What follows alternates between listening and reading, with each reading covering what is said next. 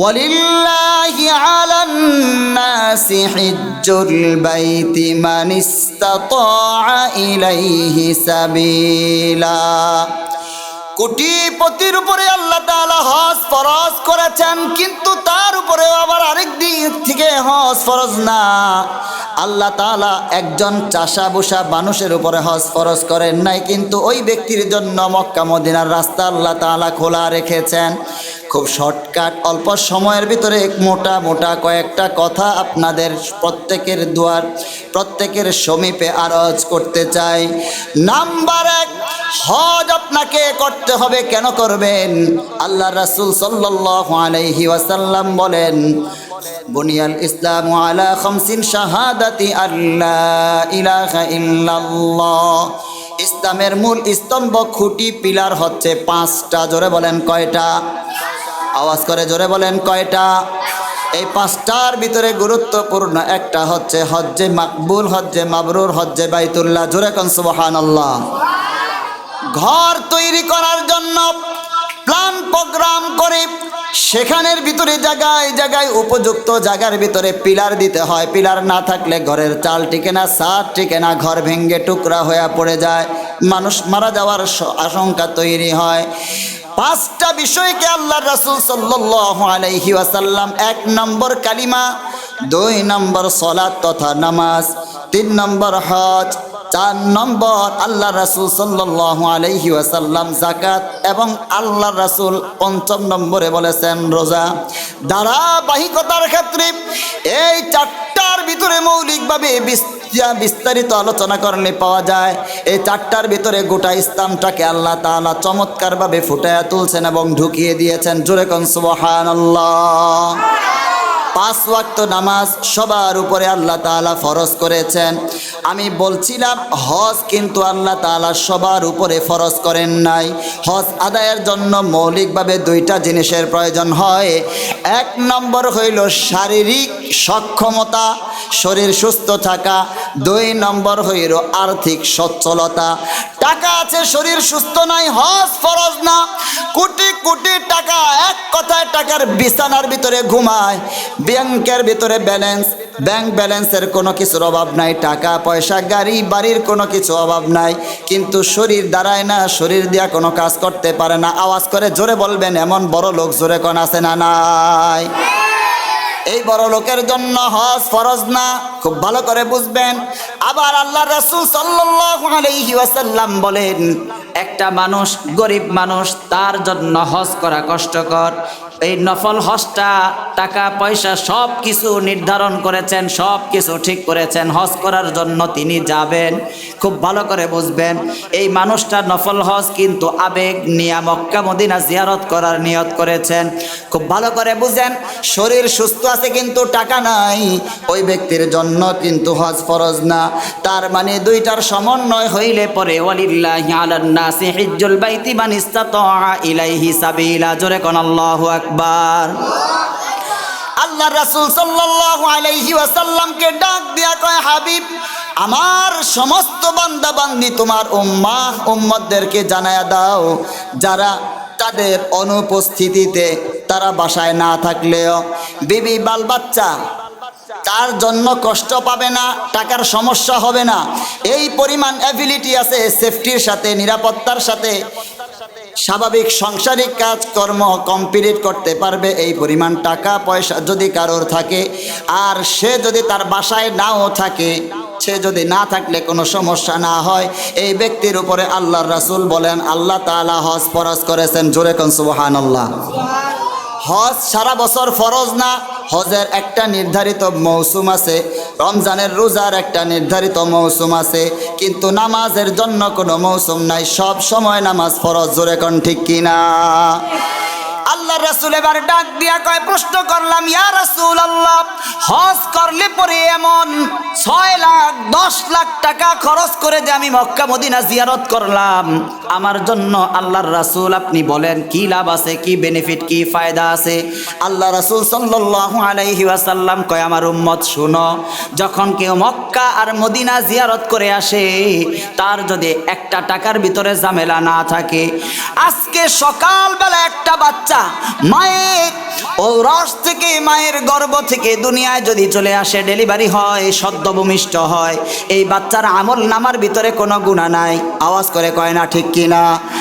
একজন মানুষ মক্কা আর মদিনা জিয়ারত কইরা যদি চলে আসে, আল্লাহ রাসূল সাল্লাল্লাহু আলাইহি ওয়াসাল্লাম বলেন আল্লাহ তাআলা তার জীবনের সমস্ত গুনাহ মাফ করে সদ্য ভূমিষ্ঠ নতুন ডেলিভারি হওয়া বাচ্চার আমল নামার ভিতরে যেমন কোনো গুনাহ নাই, এই হাজী সাহেবকেও আল্লাহ তাআলা এমন পুত পবিত্র নেককার হিসাবে আল্লাহ ঘোষণা করেন। জোরে কোন সুবহানাল্লাহ।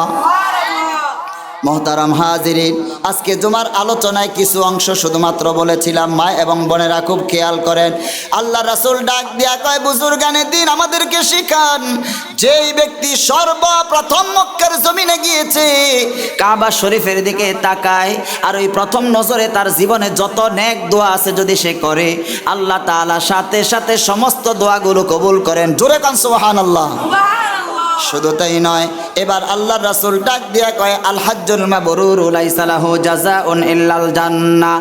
হজ যদি কারোর কবুল হয় আর কবুল হজ করার পরে যদি সে রিটার্ন বাড়ির দিকে ব্যাক কইরা আসে, লোকটা যদি মারা যায়, আল্লাহ রাসূল সাল্লাল্লাহু আলাইহি ওয়াসাল্লাম বলেন সে মারা যাইতে দেরি হবে, এই হজের বিনিময়ে আল্লাহ তাআলা তাকে জান্নাত দিতে দেরি করবেন না। জোরে কয় না সুবহানাল্লাহ। মুহতারাম হাজিরিন, অত্যন্ত দুঃখ আর পরিতাপ, আফসোস, টাকা আছে, পয়সা আছে, শক্তি আছে, সব আছে, কিন্তু শরীয়তের গুরুত্বপূর্ণ বিধান হজ পালন করা নিয়ে আজীব ধরনের তামাশা সমাজের ভিতরে। জোরে কয় না আছে না নাই? এতগুলা টাকা খরচ হয়ে যাবে, কি দরকার?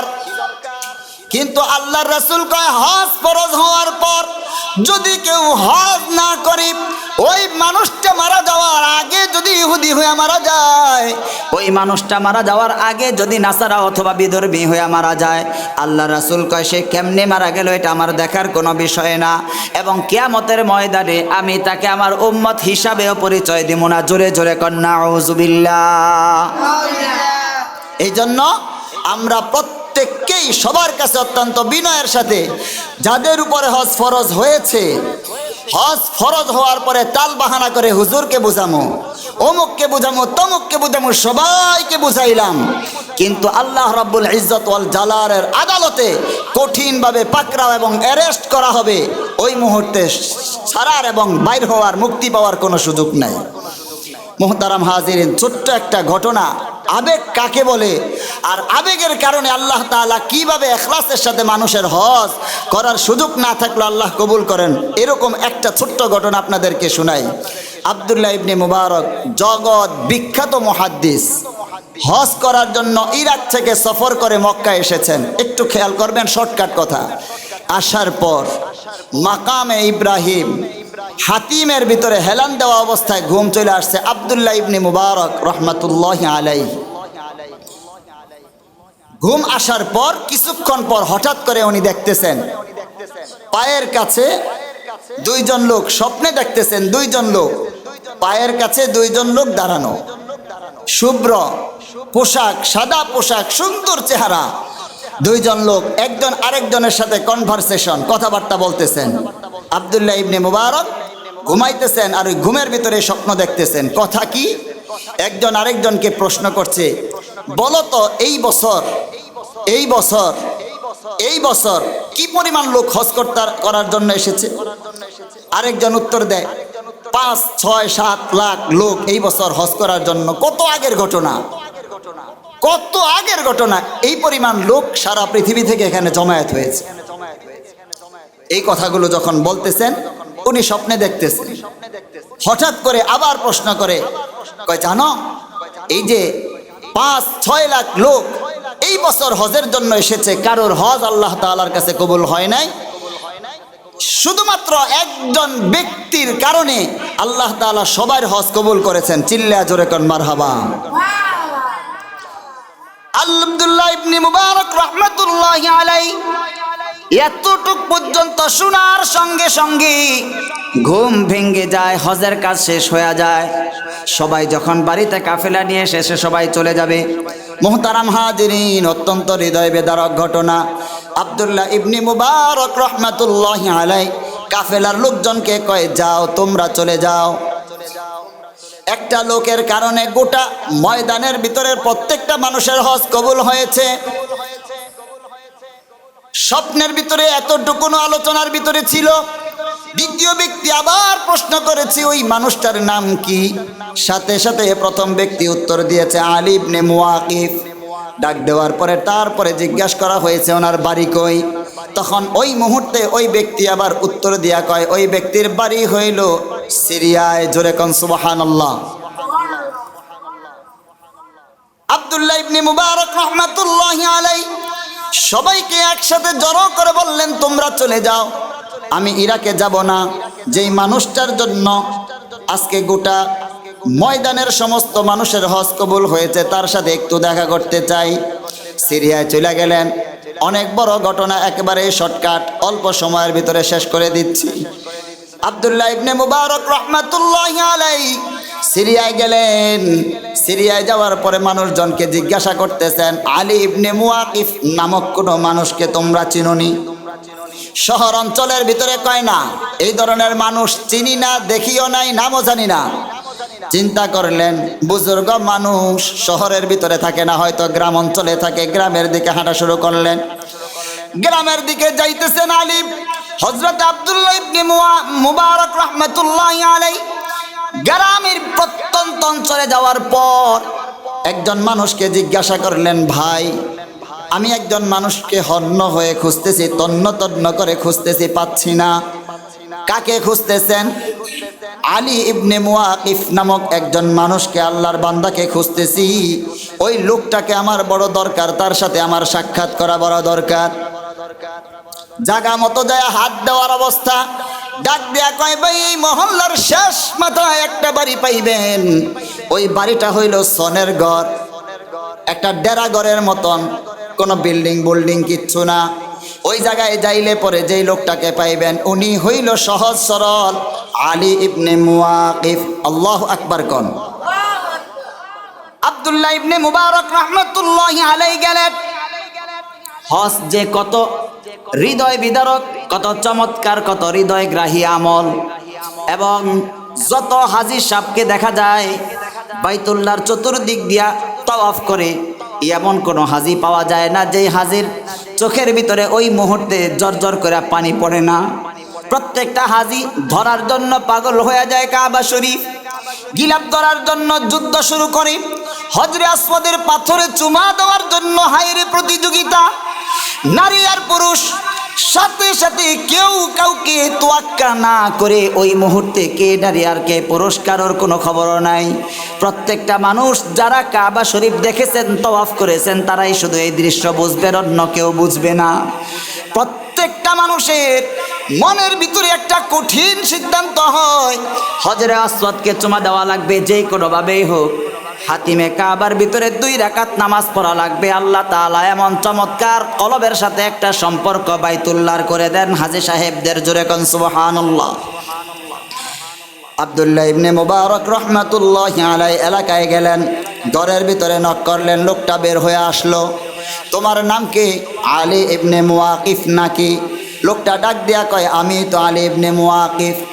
অবাক হয়ে তাকায় আছেন, চুলগুলা উস্কো খুস্কো, চেহারার ভিতরে আভিজাত্যের বড় লোকের কোনো ছাপ নাই, চেহারা একবারে হ্যাংলা পাতলা লিকলিকে। ডাক দিয়া কয়, ভাই তুমি আলী ইবনে মুওয়াকিফ, বুঝলাম তুমি কি করো? কয়, ভাই আমি একজন মুচি, আমি মানুষের জুতা সেলাই করি, রাস্তার ভিতরে বৈশা মানুষের জুতা পরিষ্কার করি। সুবহানাল্লাহ জোরে কয় না। আলী ইবনে মুওয়াকিফ রহমাতুল্লাহি আলাইহির এই কথা শোনার সঙ্গে সঙ্গে আব্দুল্লাহ ইবনে মুবারক হয়রান পেরেশান। ডাক দিয়া কয়, বাইরে এর বাহিরে আর তোমার কোনো সুন্দর আমল আসেনি? কয়, ভাই আমি তো সাধারণ একজন মানুষ, কিন্তু আপনার দিকে তাকায় আমার অবাক লাগতেছে, আপনার চেহারা কত সুন্দর, কি সুন্দর দাড়ি, কি সুন্দর চুল, কি পাগড়ি, কি সুন্দর জামা কাপড়, আপনি কে? আব্দুল্লাহ ইবনে মুবারক রহমাতুল্লাহি আলাইহি কয়, আমার নাম আব্দুল্লাহ ইবনে মুবারক। লোকটা বসা থেকে দাঁড়ায়া যাওয়ার অবস্থা। তারপরে ডাক দিয়া কয়, ভাই আপনি আব্দুল্লাহ ইবনে মুবারক? যে আব্দুল্লাহ ইবনে মুবারকের নাম জায়গায় জায়গায় শুনি, জায়গায় জায়গায় শুনি, আপনি কি ওই ব্যক্তি নাকি? অর্থাৎ হাদিসের হাফেজ, আপনি কি হাদিসের মুহাদ্দিস আব্দুল্লাহ ইবনে মুবারক নাকি? আল্লাহু আকবার কয় না? ডাক দিয়া কয়, ভাই আমি আব্দুল্লাহ ইবনে মুবারক। মুহতারাম হাজিরিন, লোকটা ভয়ে থরথর করে কাঁপি, হয়রান পেরেশান হয়ে ডাক দিয়া কয়, হুজুর আপনি আমার বাড়িতে কেন আসলেন? আমি একজন গরিব মানুষ, চাষা বসা মানুষ, মূর্খ মানুষ। আপনার বাড়ি ওই ইরাক রাইখা আপনি হজ শেষ করার পরে বাড়িতে যাইবেন, এটা রাইখা আমার কাছে কেন আসলেন? কয়, ভাই আমি যে চমৎকার এক সুন্দর ঘটনা দেখছি, ওইটার বাস্তবতা জানার জন্য তোমার কাছে আসছি। জোরে কোন আব্দুল্লাহ ইবনে মুবারক রহমাতুল্লাহি আলাইহি ডাক দিয়া কয়, ভাই তুমি একটু তোমার সিক্রেট কথা কও। কয়, ভাই কি কমু, আমার তো এমন কিছু নাই। কয়, আমি স্বপ্নে দেখেছি তোমার কারণে আল্লাহ তাআলা গোটা 6 লক্ষ হাজী হিসাবের হজ আল্লাহ তাআলা কবুল করেছেন। তোমার কাছে আমি জানতে চাই তুমি কিভাবে কি কইরা কোন টাকা দিয়া হজ করছো, আর তোমার হজ আল্লাহর কাছে কেমনে এমন কবুল হইল? মুহতারাম হাজিরিন, পর্দার আড়ালের মা, জায়গা জায়গা থেকে শুনতেছেন, খুব ভালো করে বুঝবার চেষ্টা করবেন, কোন উপন্যাসের কাহিনী আপনাদেরকে শোনাই না। লোকটা ডাক দিয়া কয়, হুজুর আমি তো মানুষের এরকম জুতা পরিষ্কার কইরা কিছু টাকা জমা করছি। জমা করার পর খুব ভালো করে এইবার বুঝেন, নিয়ত দীর্ঘদিন কাবা শরীফ দেখমু, নবীদের রওজার পাশে দাঁড়ায় নবীকে আসসালামু আলাইকা ইয়া রাসূলুল্লাহ বলবো। দীর্ঘদিন যাব টার্গেট করি, কিন্তু যাওয়ার কোনো সুযোগ নাই। কেউ আমারে আটা না দেয়, কেউ চাইরা না দেয়। দীর্ঘদিন জমায়া জমায়া কিছু টাকা আমি ব্যবস্থা করছি হজ করার জন্য। মুহতারাম হাজিরিন, এবার আব্দুল্লাহ ইবনে মুবারক কয়, ভাই তারপরের ঘটনা শোনাও। লোকটা ডাক দিয়া কয়, হুজুর শুনেন, টাকা পয়সা সব কিছু বন্দোবস্ত করলাম, নাম লেখাইলাম, সমস্ত গাট্টি গুট্টি রেডি করে আমি যেই দিন হজ যাওয়ার জন্য নিয়ত করেছি সফরে যাবো, তার আগের রাত্রে আমার স্ত্রী ছিল সন্তান সম্ভা, অর্থাৎ আমার স্ত্রী গর্ভবতী ছিল, তার পেটের ভিতরে আমার সন্তান ছিল। রাত্রির বেলা হঠাৎ করে স্ত্রী আমারে ডাক দিয়া কয়, স্বামী আমার পেটের ভিতরে অনেক জ্বালা যন্ত্রণা, পেটের ভিতরে ক্ষুধা, আপনি চলে যাবেন হজ করার জন্য, আমার পাশে কেউ নাই, আমার মনে চায় আজকে একটু গোশত দিয়া ভাত খাইতে, আমি এই মুহূর্তে গোশত চাই, একটু গোশতের ব্যবস্থা করেন। আব্দুল্লাহ ইবনে মুবারক রহমাতুল্লাহি আলাইহি আলী ইবনে মুওয়াকিব ডাক দিয়া কয়, হুজুর অল্প কয়টা টাকা জমাইছি, এই টাকার ভিতর থেকে বউরে ডাক দিয়া কইলাম, এখন তোরে গোশত খাওয়ামু, এই রাত্রে কই পামু? এই টাকাগুলা যদি আবার খরচ করি তাইলে কাবা শরীফ কেমনে যামু? আমি আমার কোটিপতি ভাইকের কাছে অত্যন্ত বিনয়ের সাথে বলি, ভাই রে, এমন হাজার হাজার লোক বাংলার জমিনের ভিতরে আছে, যেই লোকগুলার টাকা নাই পয়সা নাই, কিন্তু কতবার মক্কা মদিনা জিয়ারত করছে সে নিজেও বলতে পারবে না। জোরে কোন সুবহানাল্লাহ। অনেক কোটিপতি আছে, বাইতুল্লাহ দেখার স্বাদ হয় নাই, সুযোগ হয় নাই। টোটাল হইল আল্লাহ তাআলার নসিবের ভিতরে আর চোখের ভিতরে যদি পানি থাকে, মনের ভিতরে যদি আকুতি কাকুতি আর অন্তরের ভিতরে জ্বলন থাকে, আল্লাহ কবুল করে। জোরে কোন সুবহানাল্লাহ। মুসি এবার ডাক দিয়া কয়, হুজুর আমার স্ত্রীর কাকুতি মিনতি দেখার পর সহ্য করতে পারলাম না, ঘর থেকে টাকার গাঠটিটা নিয়ে বাইর হইয়া গেলাম। চিন্তা করলাম এই গভীর রাত্রে কোন জায়গা থেকে গোশত পামু। এমন সময় মহল্লার আরেকটা ঘর থেকে গোশত রান্নার ঘেরান আসতেছিল। জোরে কোন আল্লাহু আকবার। আব্দুল্লাহ ইবনে মুবারক রহমাতুল্লাহি আলাইহি এবার ডাক দিয়া কয়, হুজুর শুনেন, আমি ওই ঘরের দরজার ভিতরে নক করলাম, মহিলার কণ্ঠ থেকে আওয়াজ, কে তুমি? আর আলী ইবনে মুওয়াকিব মুসি ডাক দিয়া কয়, তোমার পার্শ্ববর্তী মহল্লার সাথী আমি। ডাক দিয়া কয়, কেন আপনি আসছেন? তোমার ঘরের ভিতরে বুঝি গোশত রান্না হয়, আমার স্ত্রী গোশত খাইতে চায়, গর্ভবতী স্ত্রী। এত রাত্রে কোন জায়গা থেকে গোশত আনমু? তোমার এখান থেকে একটু গোশত দাও, আমার স্ত্রীকে আমি খাওয়াই, আমার স্ত্রীর তৃষ্ণা এবং তার মনের জ্বালা নিবারণ করি। জোরে কোন মারহাবা। আব্দুল্লাহ ইবনে মুবারক রহমাতুল্লাহি আলাইহি ডাক দিলেন আর বললেন, হুজুর এতটুকুন দরখাস্ত করার পর মহিলা ঘরের ভিতর থেকে ডাক দিয়া কয়, না না মুসাফির, না না মুচি, না না আল্লাহর বান্দা, আমি যেই তরকারি রান্না করতেছি এই তরকারি থেকে আপনাকে এক ফোঁটা গোস্ত দেওয়া যাবে না, এটা আমার জন্য হালাল, এই তরকারি আপনার জন্য হারাম, এই তরকারি আপনি খাইতে পারবেন না, এটা আপনার জন্য হারাম। আল্লাহু আকবার। আব্দুল্লাহ ইবনে মুবারক রহমাতুল্লাহি আলাইহি বলেন, তারপরের কাহিনী বলো। মুচি ডাক দিয়া কয়, হুজুর আমি অবাক হইলাম, একই গোশত তোমার জন্য হালাল আমার জন্য হারাম কেমনে হয়?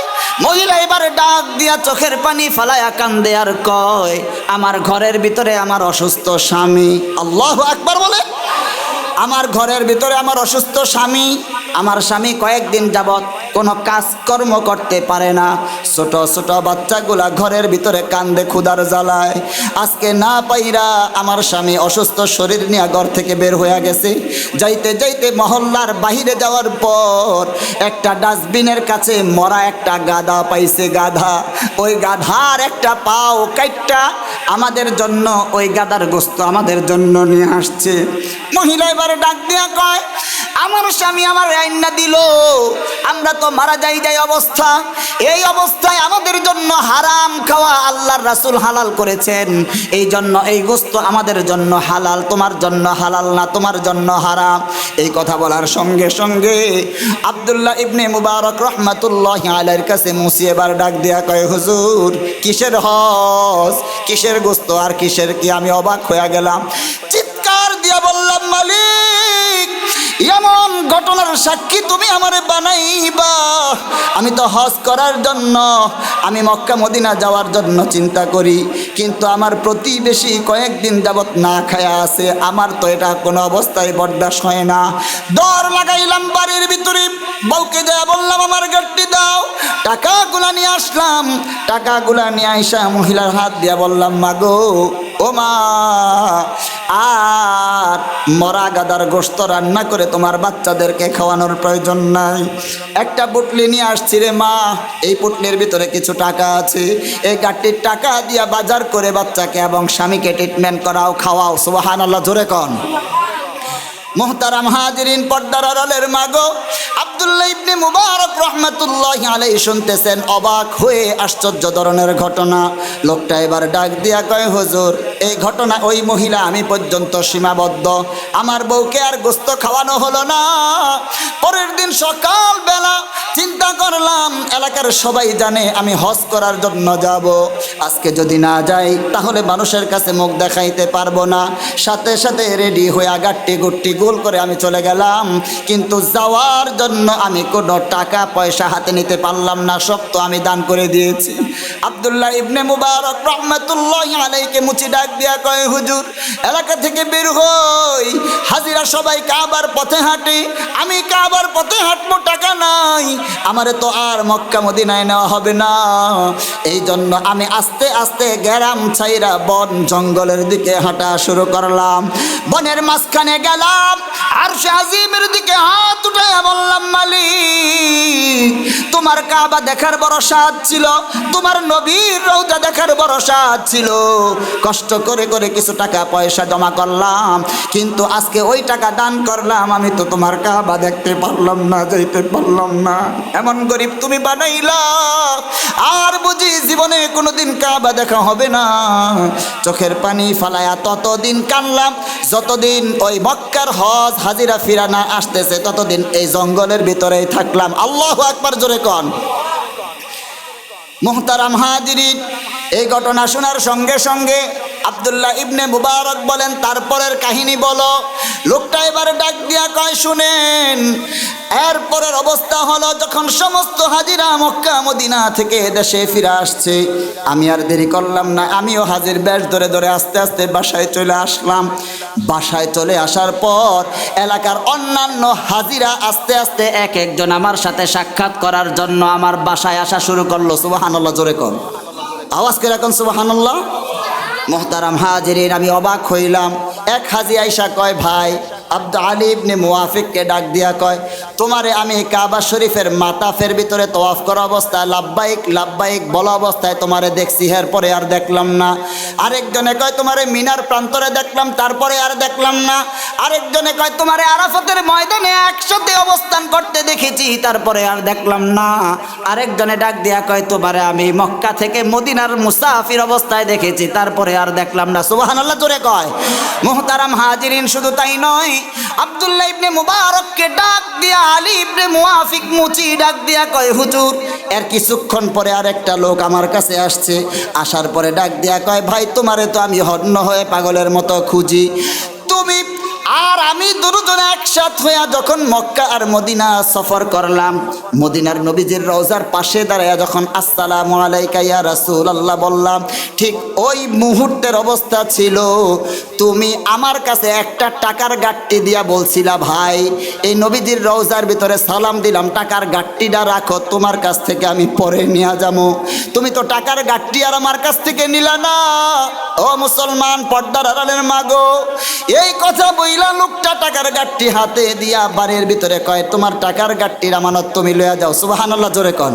মুহতারাম হাজিরিন, এই অবস্থা যখন তৈরি হয়, আলী ইবনে মুআফিক রাহমাতুল্লাহি আলাইহি ডাক দিলেন আর বললেন হুজুর, তারপরের অবস্থা বড় চমৎকার, শুনেন। এরপরের অবস্থা হইল আমি আর দেরি করলাম না, টাকার গাট্টিগুলা নিলাম।